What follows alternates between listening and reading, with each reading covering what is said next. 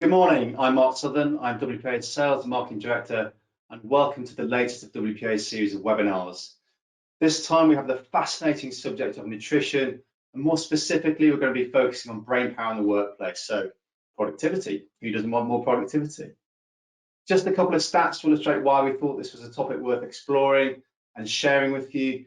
According to the Institute of Health Metrics, poor nutrition is nearly 3 times the impact on health as low fitness.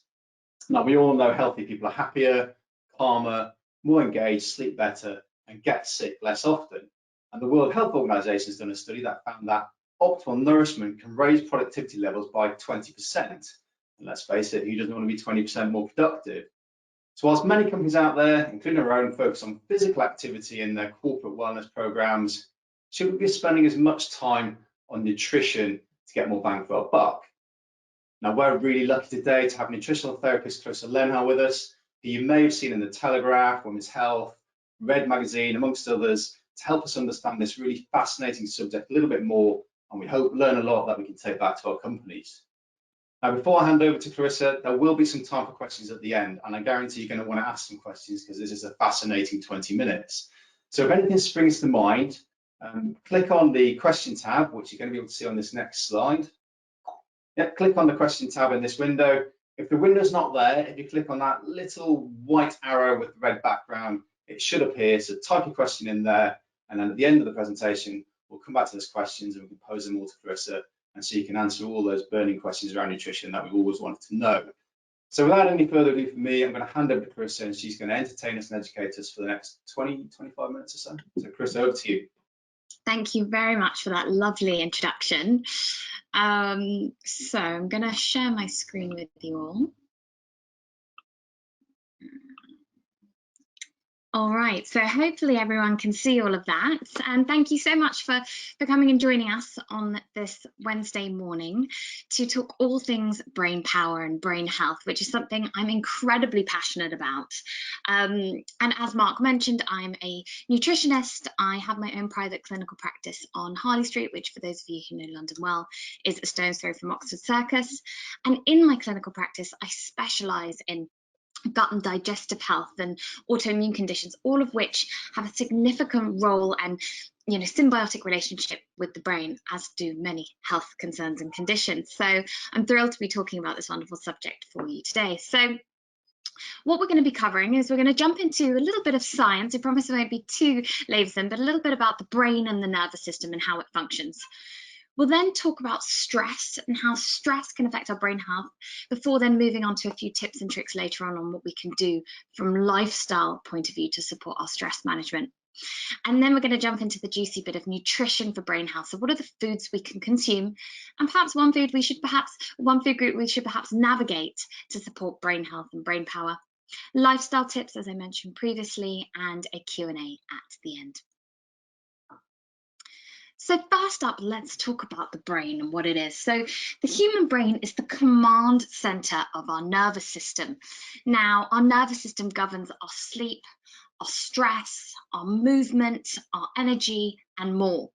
So it's incredibly important that the brain manages all of those different aspects that are happening in the body, plus many other different benefits, and it operates 24/7. So often people think that when we sleep, the brain relaxes and doesn't really do so much. Actually, a lot of brain activity is happening when we sleep, even sometimes more than when we're awake. So it's pretty fascinating. It also creates memories and drives your emotions and controls every single movement. And this is done by receiving signals from the body's sensory organs and outputting information to the muscles. So an example of this would be, if you see something that you're scared of, for example, there's a spider on the wall, all of your senses, particularly your sight in this situation, perceive a threat. And immediately, nerves and neurons, which are chemical messages, run around the body from the eyes and from your senses that they've got something fearful, and they send messages to the brain. And the brain says, oh gosh, okay, I'm scared of this. I need to either fight or flight, and most of the time you'll run from a spider, or I need to go and get a spider trap, or whatever it might be. But that is how very quickly the neurons in the nervous system run around sending messages to the brain to create movement. And that reaction happens in a split second.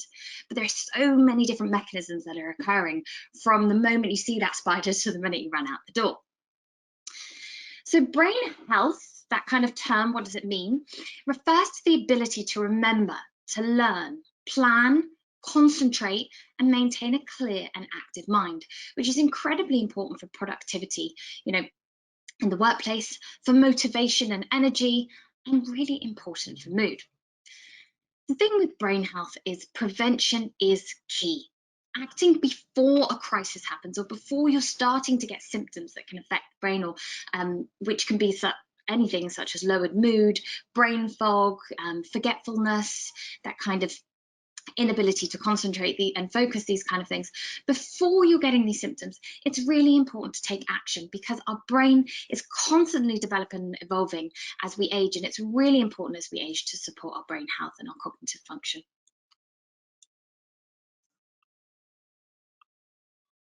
So some brainy facts. The brain is the most complex structure in the known universe. We're only just on the very tipping point, touch point, of what we understand about the brain. There is so much that we don't know yet. And the science is constantly evolving around the brain, its benefits, how it functions. So it's an incredibly fascinating topic. So I thought I'd share some nice facts that you can share around the dinner table to kind of wow some people about your brainy knowledge. The average brain weighs about 1.5 kilograms, which is quite impressive. It's a bag and a half of sugar. Think about that sat on your neck. It contains about 86 billion nerve cells. Now, these are called neurons, which you might have heard of before, that send little messages around the body and are responsible for sending all different kinds of messages and responsible for movement and more. We process roughly 6,000 thoughts a day in our brains, although sometimes, I'm sure some days more than others, we're processing more thoughts. It uses over 20% of our calorific intake. Now, this is really important. This is particularly key if you're on a restrictive diet, say a low-calorie diet for weight loss. This can significantly affect your mood, your motivation, your performance and productivity.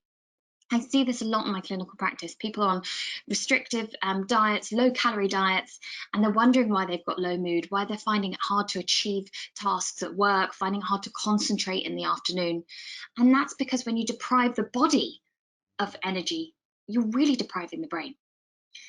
And 60% of the brain is made from fat. Now, there's a lot of moisture and fiber and protein and stuff going on up there. But when you get rid of all of that stuff and you're just left with the flesh and the fat, 60% of it is made from fat, which is incredibly important knowledge, because we need to make sure we're getting in the right fats to support brain health.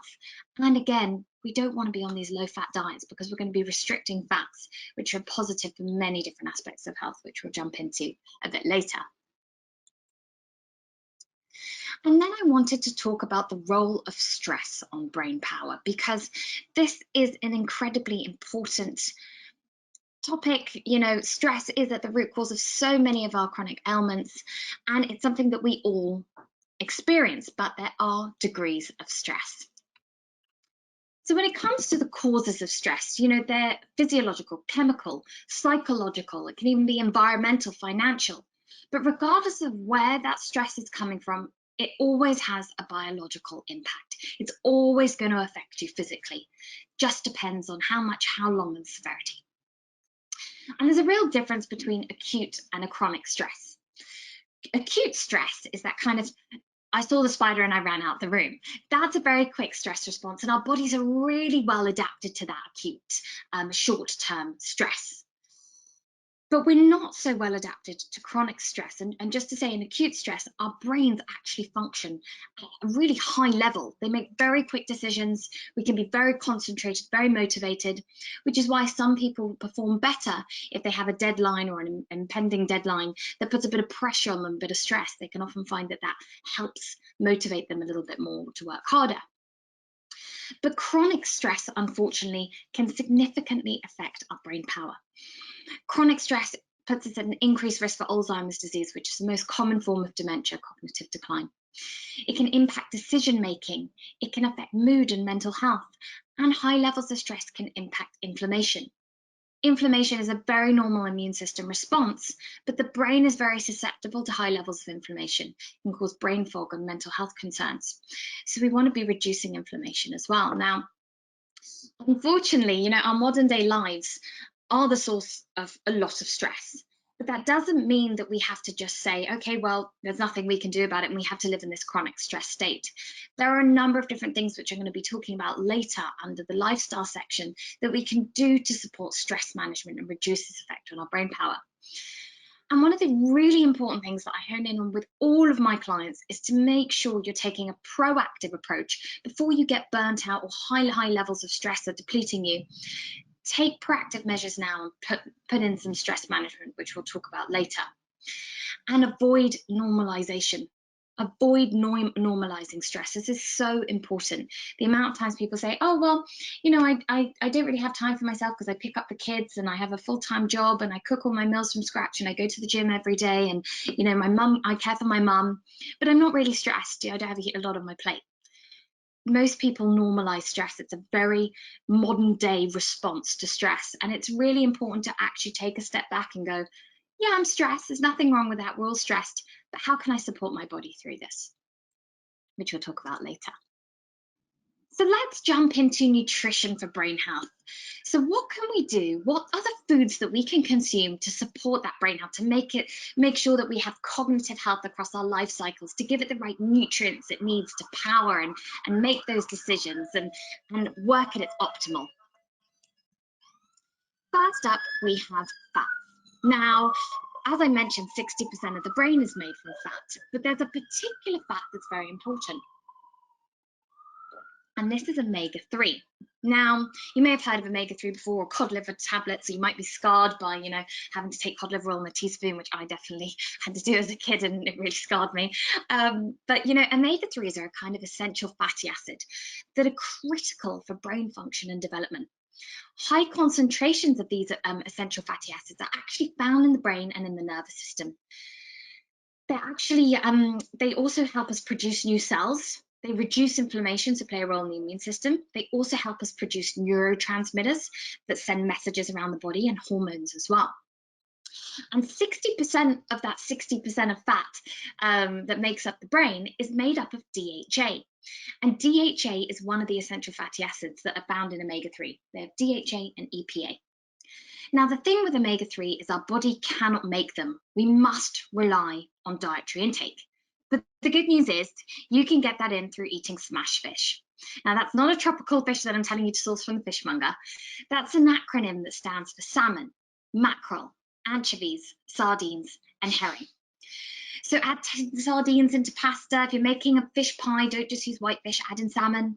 Make fish stews, mackerel pate. Even buy a can of, this is a can of mackerel, take it into work with you with a salad that you've brought up and chuck it in. You've got that protein element, that fat, and those good omega-3s. If you're vegan or vegetarian, you can take an algae supplement, or you can eat chia seeds, walnuts, and flax seeds. But you do need 5 30-gram portions of the plant-based sources, whereas with the smash fish, 2-3 times a week for adults would be really great amount of omega-3 to get in. We then have berries. Now, I keep a punnet of berries on my desk because they're so delicious, they're naturally sweet, refreshing, and they're incredibly good for you. So blueberries, blackberries, cranberries, raspberries, strawberries, mulberries, gozenberries, you name it, all the berries are wonderful for brain health. Studies have actually shown where that eating 200 grams, so a punnet like this size, of fresh blueberries, when they performed studies on people, improved their attention and short-term memory. And they've also done studies on children where they had them consume 200 grams of fresh blueberries before doing tests, and they found that the child improved accuracy on the tests as well. So get in those blueberries first thing in the morning. Throw them into salads if you want at lunchtime, otherwise blend it into smoothies. Frozen berries contain a lot of nutrients. It's not just about the fresh. Frozen are just as nutritious and cost effective and time effective as well. They also contain a load of different antioxidants. Anthocyanins found in blueberries are also good for the immune system and heart health as well, and vitamins and minerals. So they're a win-win all round. My way I had this morning for breakfast to make sure I had enough brain power for this session, I had a big bowl of yogurt with loads of blueberries, strawberries, and I even added in some ground blueberry powder as well, just for that extra accuracy and short-term memory. We then have greens. And these are, not the most palatable, exciting vegetable, but dark leafy greens like kale, spinach, rocket. These are really rich in nutrients that support brain health, among other things. So they contain vitamin K, which is great for memory and lowering risk of dementia. Magnesium, which is involved in over 300 enzymatic processes in the body. So getting dark leafy greens and magnesium for everything. Lutein, that's found in high concentrations in the brain, and beta carotene, a form of vitamin A that helps with neurotransmitter production. Research has suggested that all of these kind of dark leafy green plant foods help slow cognitive decline, which is important as we age. So I recommend one portion of something dark leafy and green a day, and a portion is about a cereal bowl, is one serving, 2 good handfuls.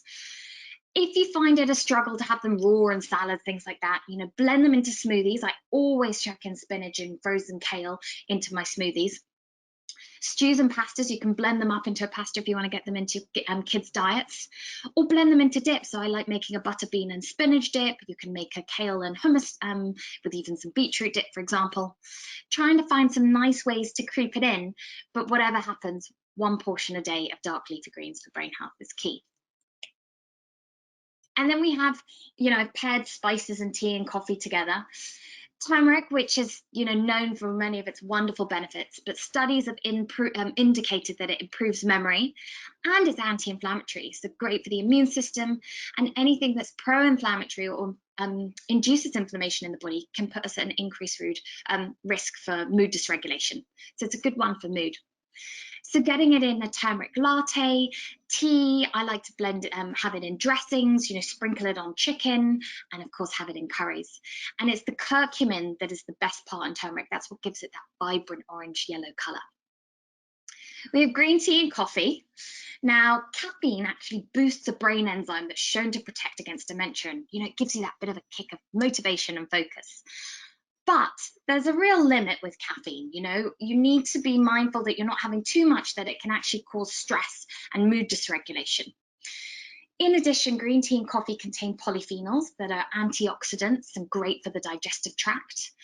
And green tea in particular has less caffeine than coffee and contains an amino acid called L-theanine that increases GABA, which is a neurotransmitter that reduces anxiety and promotes calm. So a great one for anyone who drinks coffee and notices they get a bit anxious or jittery. Swap across to that green tea. 2 to 3 cups of coffee or 7 to 8 cups a day of green or black tea have been shown to be neuroprotective, but if you're sensitive to caffeine, you can still get some of the benefits from decaf alternatives. So just being mindful of how much you're having in there, and just listen to your body as well. And how could I not talk about dark chocolate? Dark chocolate contains antioxidants and caffeine, so it's got a kind of double whammy. Studies have actually shown that the flavonoids, which are a type of antioxidants found in dark chocolate, improve learning and memory and highlight areas of the brain associated with pleasure, so a really good mood booster. But must be 70% plus dark chocolate, so swap out your milk chocolate for your dark chocolate whenever you possibly can for that brain power.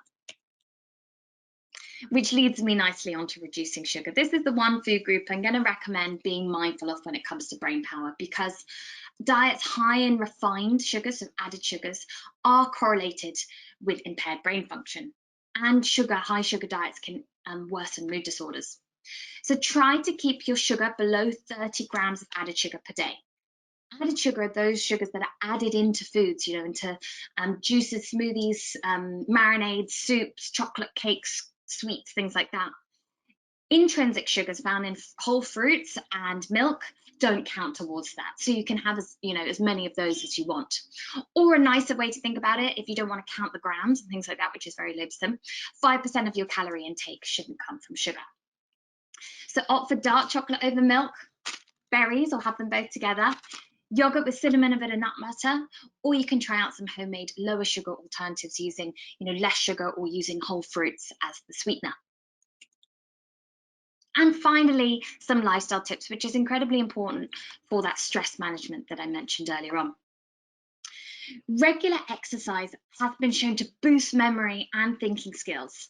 So I recommend 30 minutes of movement a day, and that doesn't have to be 30 minutes pounding the treadmill. It can be going for a walk and getting into nature, which, by the way, 20 minutes of exposure to nature per day has been shown to significantly reduce cortisol levels, which are our stress hormones. But also yoga, it can be boxing, it could be gardening, it could be running, it could be spinning.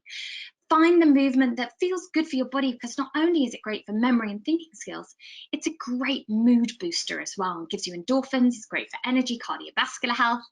So 30 minutes of movement a day, ideally, and kind of switch it up a bit. Exercise not just your body, but also your mind. Introduce puzzles, learn a new language. In the last 14 months, I've been learning chess, which has been a great way to kind of test my knowledge and keep that brain power going.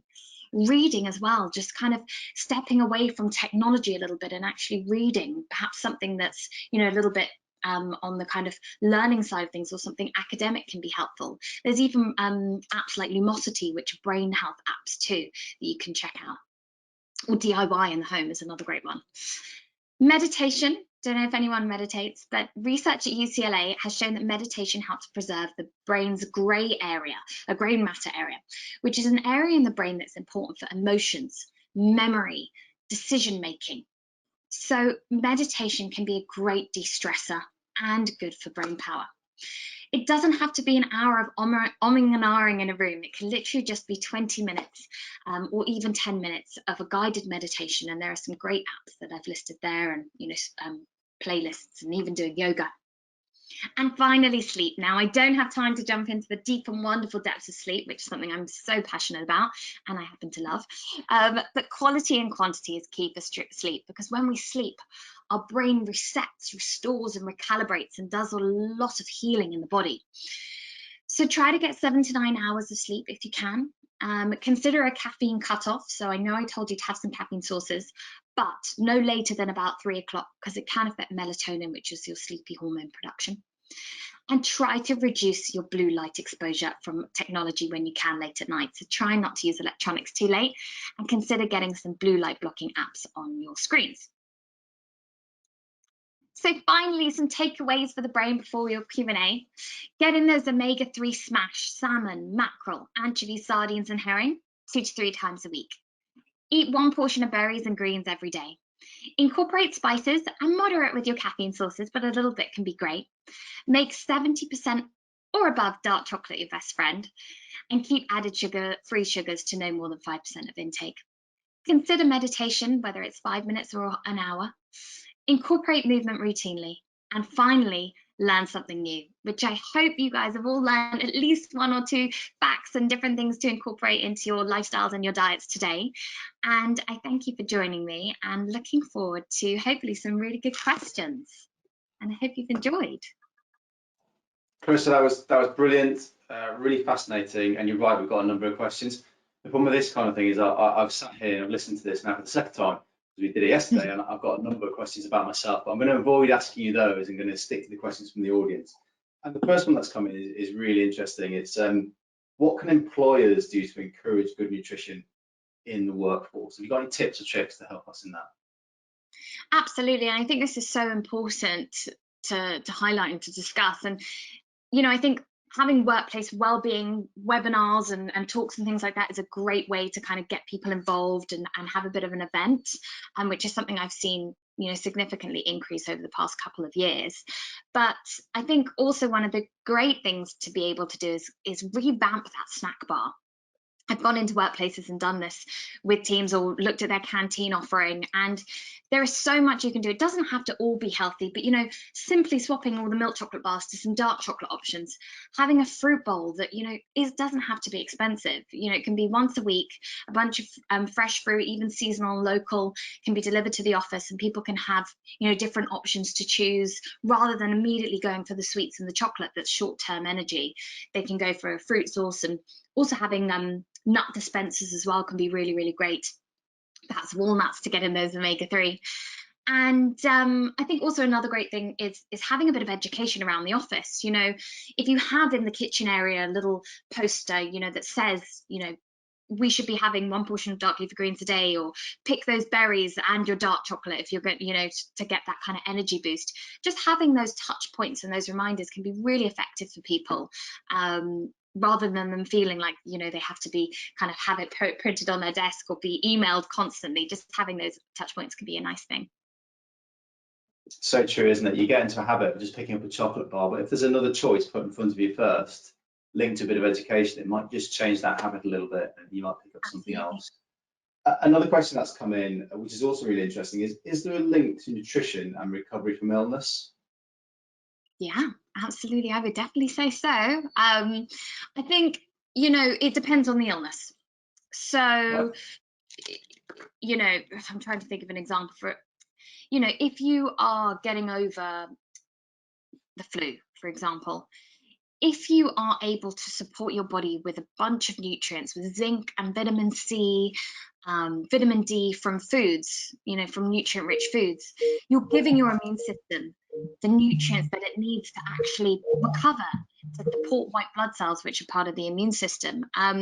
So I do think it's such an important role. And, you know, the majority of my clients are coming to see me because they're either in the middle of an illness or they're recovering or trying to recover, and nutrition can you know, completely change people's lives. So yeah, I would absolutely say so.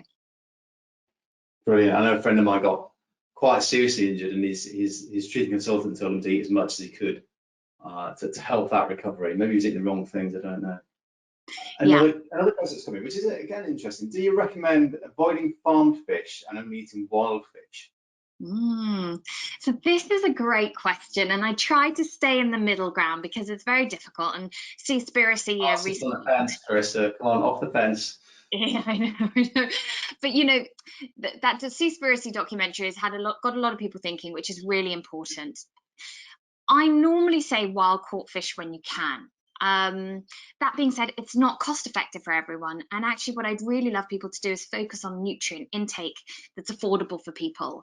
And if that means that only buying wild caught fish isn't affordable for you, and you're going to end up, you know, consuming other foods that aren't as nutrient dense, or you have to take supplements, you know, you've got to weigh that up. But I think there's an important discussion around the environmental impact that people are having with their choices, choosing meat and fish and things like that, which has changed a lot of people's opinions over the past couple of years. And I think I always try to tell my clients, thinking as fish and meat as condiments, rather than being the significant part of your plate, they're the condiment to it. So you've got the kind of smaller portion there, to kind of not make up the whole plate, and you know, maybe once or twice a week thinking about vegetarian alternatives. Okay, good. So you didn't implement. You give us some good steering there. Here's a question that comes back to the question of like benefits and in the world of employee benefits. So how can employers embed these techniques, so the things that you talked about within your presentation, into benefits wellbeing program, and how can they adapt these benefits for workers suffering from long COVID in particular? Okay, I think I'll split that into two. So the first one is how can they embed the benefits in the workplace, and the second one was help people with long COVID. Yeah, so can these benefits for workers suffering from long COVID in particular? So I said the first part. Let's go for that Yeah, first. yeah.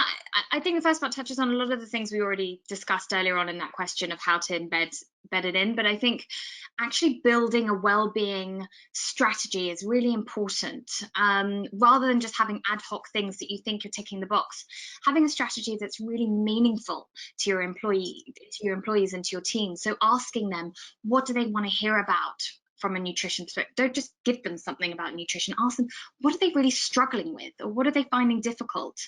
And whether that's having healthy lunches at work, if that's the case, you know, give them an employee discount to a healthy, you know, shop that's local, or healthy options on Deliveroo or wherever it might be. If it's that they're struggling with sleep and stress and all the rest of it, build a well-being plan that has some meditation in there, that has some nutrition workshop, cooking workshops, things like that. But I think building a well-being strategy rather than just throwing ad hoc things in to think you're ticking the box, I think that's a really great place to start, and asking people for what they really want to hear about. And I with suppose long taking that is asking those with long COVID specifically and tailoring that benefit for those people specifically. Yeah. Yeah, and I think also there are only more and more resources and presenters and specialists in the field of long COVID who are able to help people. And I know myself that there are people out there who are doing specific sessions that are appropriate to helping people with long COVID, which is still, so unknown. But there are specific things that can help target that. But I think general nutrition is a really great starting point for helping with long COVID. It really is. Well, it's going to be, isn't it? Because you're going to be healthier in general, aren't you? I guess. I'm afraid we're probably at time, and I've had a few notes coming through saying you come to the end now, you come to the end, wrap it up. So thank you very much. That was really fascinating. I'm incredibly grateful for you for sparing the time to educate us today, just to talk to us about a really interesting subject. Thank you to all of you that have attended. I hope you found it as useful and interesting as I have. From our point of view, our next webinar from WPA is going to be on men's health. We're going to take a short summer break. We're back in the autumn. Before you go, we will be circulating recordings of this, so you can watch it again and write up in the next week or so. And as you log out today, there's going to be a 10-second survey. If you can just spend those few seconds giving us some feedback, it will really help us with our future webinars. Thanks again to you all. Thanks again, especially to Clarissa. Have a great summer. I hope the sun shines, and we'll see you in the autumn. Thank you very much.